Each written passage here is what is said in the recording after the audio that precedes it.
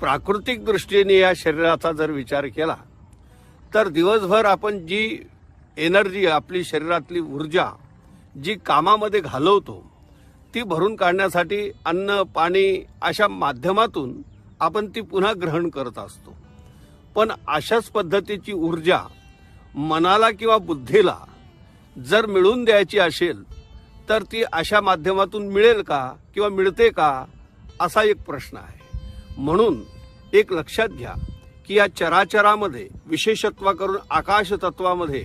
विद्यमान असलेली ही जी ऊर्जा आहे ही ग्रहण जर केली गेली आणि त्या ऊर्जेचा उपयोग आपल्याला जर करता आला, म्हणजे ग्रहण करणे, तिला स्टोर करणे आणि त्याचा विनियोग करणे, उपयोग करणे, हे सूत्र जर आपल्याला जमलं तर याचा खूप छान उपयोग आपल्या निरामय